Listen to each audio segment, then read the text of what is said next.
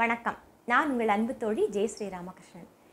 இன்றைக்கி நான் என்ன செஞ்சு காமிக்க போகிறேன் அப்படின்னு சொன்னால் ஒரு கஷாயம் தான். அதாவது இந்த கொரோனா காலகட்டத்துக்குன்னு மட்டும் இல்லாமல் சாதாரண நாட்கள்லேயே உங்கள் ஆற்றுல பெரியவாளுக்கோ சின்னவாளுக்கோ யாருக்குனாலும் சரி, குழந்தைகளுக்குனாலும் சரி, இந்த கஷாயம் போட்டு கொடுக்குறதுல தப்பே இல்லை.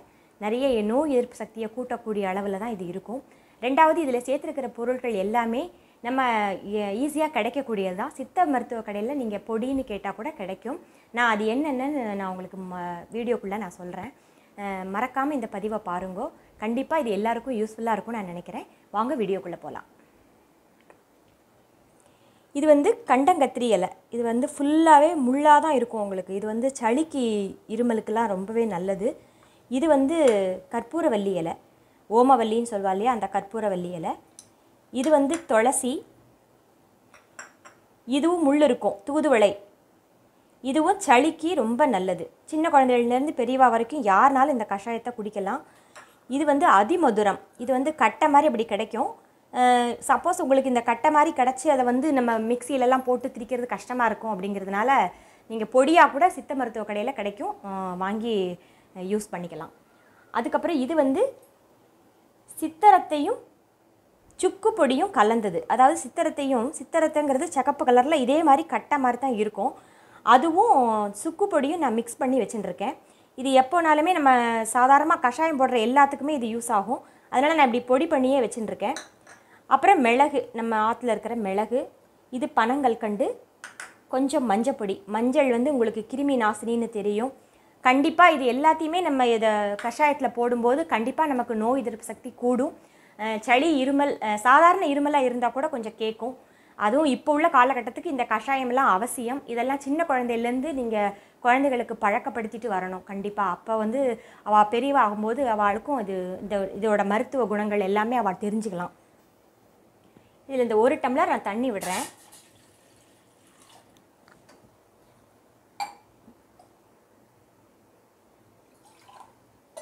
நல்லா 1 டம்ளருக்கு அதிகமாகவே, கொஞ்சம் கூடுதலாகவே விடுறேன். இதில் நீங்கள் என்ன செய்யலான்னா, முதல்ல இந்த இலைகளை பூரா நம்ம போடலாம். நல்லா எல்லாத்தையும் நல்லா அலம்பி வச்சுட்டுருக்கேன். துளசி, கற்பூரவல்லி, தூதுவளை, அப்புறம் கண்டங்கத்திரி. இதை நான் எல்லாத்தையும் அப்படியே தான் போடுறேன், முழுசாக தான் போடுறேன். இந்த சித்தரத்தை சுக்கு பொடி அது சேர்ந்தது, மிளகு பொடி, இதெல்லாம் சேர்ந்து நல்லா கொதிக்கட்டும். கொஞ்சம் ஒரு சிட்டிகை மஞ்சப்பொடி. மஞ்சப்பொடி கிருமி நாசினி நமக்கு எல்லாமே தெரியும். கண்டிப்பாக இதை சேர்க்கும்போது உங்களுக்கு தொண்டையில் உள்ள இன்ஃபெக்ஷன்ஸ் எல்லாம் கண்டிப்பாக நல்லாவே குறையும். அதே மாதிரி இது அதிமதுரம். பொடியாக நான் சேர்க்கலை. இது இன்றைக்கி நான் அந்த கட்டையை நல்ல 4 நச்சு போட்டிருக்கேன். இதுவும் அதோடு சேர்ந்து இது ஒரு மாதிரி ஸ்வீட்டாக இருக்கும், கொஞ்சம் திதிப்பாக இருக்கும். இது தொண்டையில் உள்ள இன்ஃபெக்ஷனை கண்டிப்பாக இது குறைக்கும். அந்த சக்தி உடையது தான் இந்த அதிமதுரம். இந்த அதிமதுரையே பட்டையாக நான் இப்படி போட்டிருக்கேன். சித்தா கடையிலலாம் உங்களுக்கு பொடியாக கிடச்சதுன்னா நீங்கள் பொடியாக வாங்கியே யூஸ் பண்ணிக்கலாம். சப்போஸ் உங்களுக்கு இந்த இலைகள்லாம் உங்களுக்கு கிடைக்கல அப்படின்னா கூட சித்தா கடையில் இது தூதுவளை இலை பொடி, துளசி பொடி, கண்டங்கத்திரி பொடின்னு எல்லா வகையான பொடி வகைகளுமே கிடைக்கும். எல்லாத்தையுமே நம்ம வாங்கி வச்சுக்கிறதுல தப்பே இல்லை. வாரத்தில் 1 நாளோ 2 நாளோ இல்லை 1 நாள் விட்டு 1 நாளோ நம்ம கண்டிப்பாக இந்த மாதிரி கஷாயம் செஞ்சு சாப்பிட்றது ரொம்பவே நல்லது. பெரியவாள்லேருந்து சின்ன குழந்தைங்க வரைக்கும் இதை தாராளமாக குடிக்கலாம், எதுவும் பண்ணாது. சாதாரணப்பட்ட, அதாவது கொரோனா காலம்னு நான் சொல்லலை, சாதாரணமாகவே சளி இருமல் இருந்தால் கூட இந்த கஷாயம் குடிக்கும்போது அவளுக்கு நல்ல ஒரு நோய் எதிர்ப்பு சக்தி கிடைக்கும். இந்த கஷாயம் நல்லா தழைச்சி கொஞ்சம் ஒரு 1/2 டம்ளர் 3/4 டம்ளராக வற்றணும். நான் ஃபுல்லாக 1 டம்ளர் தண்ணி விட்டுருக்கேன் இல்லையா, அது ஒரு 3/4 டம்ளர் அளவுக்கு வற்றட்டும். வற்றின உடனே நம்ம பார்க்கலாம். இந்த கண்டங்கத்திரி, தூதுவளை எல்லாத்துலேயுமே முள் நிறைய இருக்கும். அதனால் நீங்கள் இதை வடிகட்டினா குடிக்கலாம். ஏன்னா அந்த முள் தொண்டையில் சிக்கிடக்கூடாது இல்லையா. பொடியாக போடும்போது தப்பில்லை. பொடியாக போட்டாலுமே கொஞ்சம் கசடு இருக்க தான் செய்யும்.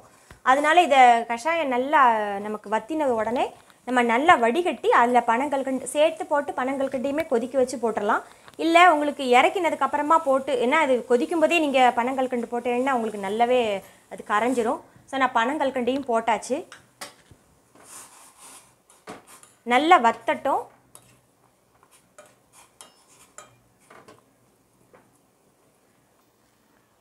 கஷாயம் கொஞ்சம் நல்லா கொதிச்சாச்சு, கொஞ்சம் வத்தி இருக்கு. இப்போ எடுத்துடலாம், வடிகட்டிக்கலாம்.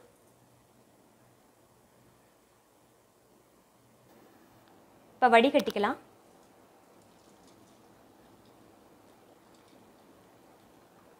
தொடர்ந்து இது காலம்பரை வெறும் வயிற்றில் கூட குடிச்சிக்கலாம். இந்த சக்கையை நம்ம வேஸ்ட் பண்ண வேண்டாம், நம்ம இப்போ தான் போட்டிருக்கோம் இல்லையா. இன்னும் ஒரு தடவை தண்ணி விட்டு கொதிக்க வச்சோன்னா நமக்கு இன்னும் கொஞ்சம் கூட அந்த மருத்துவ குணங்கள் அடங்கிய இதெல்லாமே நமக்கு எஃபெக்ட் கிடைக்கும். ஸோ இன்னொரு தடவை கூட நம்ம இதை கொதிக்க வச்சு யூஸ் பண்ணிக்கலாம். இது ரொம்ப சூடாகவும் குடிக்க வேண்டாம், கொஞ்சம் தொண்டைக்கு எதமாக உள்ள சூட்டில் குடிக்கலாம்.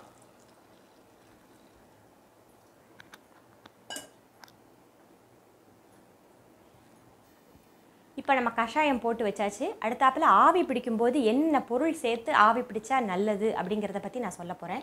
இப்போ தண்ணி வந்து நம்ம ஒரு பாத்திரத்தில் கொதிக்க வச்சுருக்கேன். இதில் இந்த சுத்தமான வேப்பிலை பறிச்சுன்னு வந்து நல்லா அலம்பின வேப்பிலையை இதில் போடுறேன். சுத்தமான வேப்பிலையை அலம்பி அந்த தண்ணியில் போட்டாச்சு. நல்ல ஒரு ஸ்பூன் மஞ்சப்பொடி, இது கூடவே கொஞ்சம் கல் உப்பையும் போட போகிறேன். நான் மஞ்சப்பொடி எப்படி கிருமி நாசினியோ அதே மாதிரி கல் உப்பும் உங்களுக்கு கிருமி நாசினி. இப்போ தொண்டையெல்லாம் வலிக்கிறதுன்னு சொன்னால் வெந்நீரில் உப்பு போட்டு நம்ம கொப்பளிப்போம் இல்லையா, அதே மாதிரி தான் இதுவும் கிருமி நாசினிங்கிறதுனால நான் கல் உப்பும் சேர்த்துருக்கேன். இந்த தண்ணி நல்லா திளைக்க விட்டு ஒரு மூடி போட்டு நம்ம துணியை வச்சு முகத்தை மூடின்ட்டு நல்லா குனிஞ்சு ஒரு 5 நிமிஷத்துலேருந்து ஒரு 7 நிமிஷம் வரைக்கும் நம்ம நல்லா ஆவி பிடிச்சோம்னா நம்ம தொண்டையில் மூக்கில் இருக்கக்கூடிய அந்த கொரோனா கிருமிகளோ இல்லைனா சளியை ஏற்படுத்தக்கூடிய கிருமிகளோ நமக்கு கம்ப்ளீட்டாக போயிடும். அதுக்காக தான் நம்ம ஆவி பிடிக்கிறோம். நம்ம சரும துவாரங்கள்லாம் விரிவடைஞ்சு அதுவும் நமக்கு பெனிஃபிட் தான் இந்த ஆவி பிடிக்கிறதுனால. சாதாரணமாக தொண்டை வலி வந்தால் கூட நம்ம வெந்நீரில் நல்லா கல் உப்பு போட்டு கொப்பளிப்போம் இல்லையா, அது அந்த தொண்டையில் படுற மாதிரி அந்த தண்ணை வாயில் வச்சுட்டு நல்லா கொப்பளிக்கும் போது தொண்டையில் உள்ள கிருமிகள் பூராமே செத்து போயிடும். அதனால இந்த ஆவி பிடிக்கிறதையும் நீங்கள் வாரத்தில் ஒரு 3 நாள் 4 நைட்டு வேளையில் செய்கிறது ரொம்ப ரிலாக்ஸாக இருக்கும் நமக்கு செய்யறதுக்கு.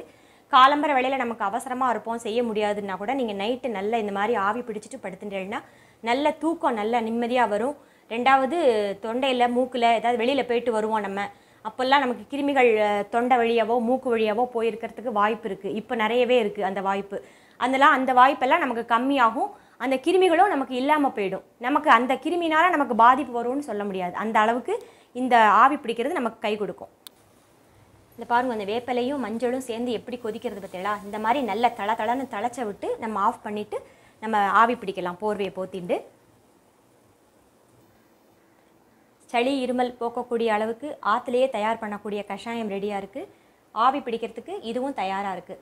இதே மெத்தடை நீங்கள் ஆற்றுல ஃபாலோ பண்ணி பாருங்கோ. இந்த கொரோனா காலகட்டத்தில் அவசியம் இருந்தால் மட்டும் வெளியில் போங்கோ. அப்படியே வெளியில் போகிறதா இருந்தாலும் மாஸ்கோட போங்கோ. சப்போஸ் ஒரு காய்கறி வந்திருக்கு, ஒரு பால் வாங்க போகிறோம் அப்படின்னா கூட நீங்கள் மாஸ்க் போடாமல் வெளியில் போகாதீங்கோ. இது நம்ம நன்னா இருந்தால் தான் நம்ம குடும்பமும் நன்னா இருக்கும். அதுக்காக நான் சொல்கிறேன். அதனால இதை ஃபாலோ பண்ணி உங்கள் ஆற்றுல சின்ன குழந்தைலேருந்தே இந்த சித்த வைத்திய முறைகளெல்லாம் நம்ம ஆற்றுலையே ஃபாலோ பண்ணுறது ரொம்பவே நல்லது. இந்த மாதிரி கஷாயம்லாம் சின்ன குழந்தைலேருந்தே நம்ம பழக்கப்படுத்தின்னு வரணும் குழந்தைகளுக்கு. அப்போ தான் நம்மளுடைய பாரம்பரிய மருத்துவ முறைகள்லாம் நம்ம குழந்தைகளுக்கும் நம்ம தலைமுறைக்கும் தெரியும். இதை கண்டிப்பாக இந்த பதிவு உங்களுக்கு பிடிச்சிருக்கும்னு நான் நினைக்கிறேன். இதே மாதிரி இன்ட்ரெஸ்டிங்கான வீடியோவில் நான் உங்களை மறுபடியும் சந்திக்கிறேன். நன்றி, வணக்கம்.